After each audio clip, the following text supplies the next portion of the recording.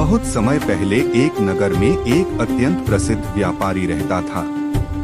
उसके घर में धन दौलत की कोई कमी नहीं थी। सोना चांदी, अनाज से भरे भंडार, नौकर चाकर, सुख सुविधाएं, सब कुछ। पर उसके जीवन में एक ही बड़ी कमी थी, उसके कोई संतान नहीं थी। व्यापारी और उसकी पत्नी दोनों बड़े धर्मात्मा थे। वे रोज पूजा करते, दान करते, ब्राह्मणों को भोजन कराते। उन्होंने कई तीर्थ किए, कई व्रत उपवास किए, किंतु फिर भी संतान सुख नहीं मिला। धीरे धीरे व्यापारी दुख से टूटने लगा। वह सोचने लगा कि शायद भगवान ने उसकी किस्मत में संतान लिखी ही नहीं है। एक दिन बड़ी निराशा में वह पास के भगवान शिव के प्राचीन मंदिर में गया।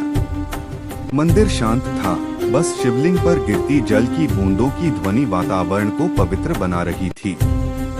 व्यापारी ने शिवलिंग के सामने बैठकर आंसू बहाते हुए कहा, हे भोलेनाथ, सब लोग कहते हैं कि आप भक्तों की मनोकामना पूरी करते हैं। मेरे जीवन में सब कुछ है, लेकिन संतान का सुख नहीं है। यदि आपकी कृपा हो जाए तो मेरा जीवन सार्थक हो जाए। उसी समय वहां एक तेजस्वी साधु प्रकट हुए। उनका व्यक्तित्व ऐसा था कि देखते ही मन में श्रद्धा हो जाती थी। व्यापारी ने उनके चरण स्पर्श किए। साधु बोले, बेटा दुखी मत हो, भगवान शिव बहुत कृपालु हैं। यदि तुम 16 सोमवार व्रत श्रद्धा और विश्वास के साथ करोगे तो तुम्हारी हर मनोकामना पूर्ण होगी। व्यापारी ने तुरंत व्रत करने का निश्चय किया। व्रत की शुरुआत अगले सोमवार से ही व्यापारी और उसकी पत्नी ने व्रत प्रारंभ किया।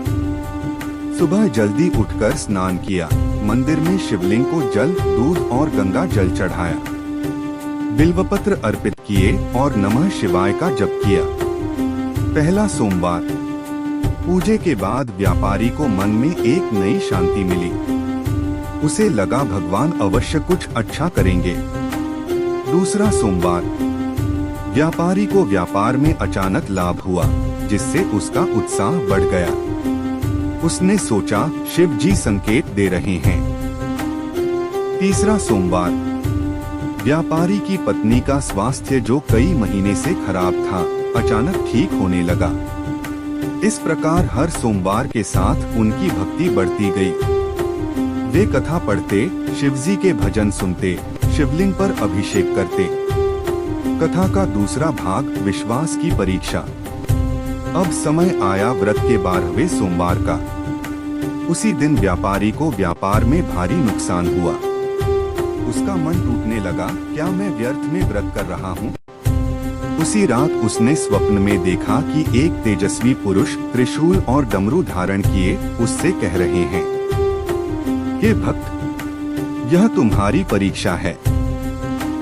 मैं तुम्हारा विश्वास देख रहा हूँ। डरो मत, तुम्हारी इच्छा शीघ्र ही पूर्ण होगी।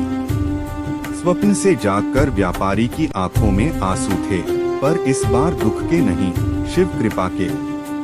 कथा का तीसरा भाग, मनोकामना पूर्ण। 16 सोमवार पूरा होते ही व्यापारी की पत्नी ने गर्भ धारण किया। समय आने पर एक सुंदर तेजस्वी पुत्र का जन्म हुआ। उसका जन्म होते ही घर में जैसे प्रकाश फैल गया हो।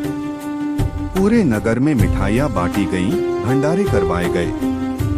लोग कहने लगे, शिवजी की कृपा से असंभव भी संभव हो जाता है।